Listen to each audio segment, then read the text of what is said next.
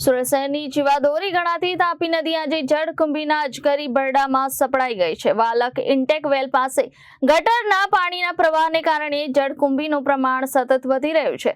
કરોડો રૂપિયાનું તાપી શુદ્ધિકરણ કામ થતું હોવા છતાં હવે સવાલ ઉઠી રહ્યા છે કે આખરે આ રૂપિયા જાય છે ક્યાં? બીજી તરફ શહેરમાં દૂષિત અને અપૂરતા પાણીથી હજારો ફરિયાદો સામે આવતા લોકોમાં રોષ ફેલાયો છે.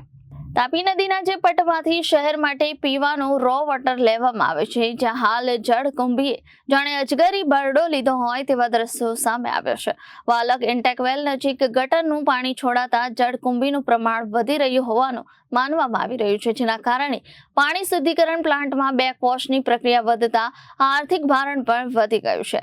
તાપી નદી પર જાણે લીલું ગાર્ડન બની ગયું હોય તેવા દ્રશ્યો સામે આવતા શહેરવાસીઓમાં ચિંતા વધી છે. માત્ર નદીની હાલત જ નહીં પરંતુ શહેરના પાણી વિતરણ વ્યવસ્થાની સમસ્યાઓ પણ સતત વધી રહી છે. 1 જાન્યુઆરીથી 15 મે 2026 સુધીમાં શહેરના પીવાના પાણી અંગે કુલ 12,379 ફરિયાદો નોંધાઈ છે, જેમાં અપૂરતા સમય માટે પાણી મળવાની 2,764 અને દૂષિત પાણીની 2,156 ફરિયાદોનો સમાવેશ થાય છે. સૌથી વધુ 6,060 ફરિયાદો વરાછા ઝોનમાંથી મળી રહી છે, જ્યારે નાંદેડ, સેન્ટ્રલ, કતારગામ, ઉધના અને લીંબાયત ઝોનમાં પણ પાણીની સમસ્યાને લઈને લોકો પરેશાન બન્યા છે. અનેક વિસ્તારોમાં ઓછા દબાણે આવતું પાણી, ગંદુ પાણી મળવું અને પાણી વિતરણમાં વિલંબ જેવી સમસ્યાઓ સતત સામે આવી રહી છે.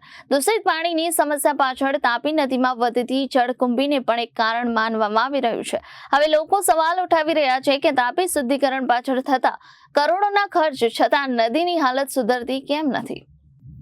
Bureau report, Janadesh news, Surat.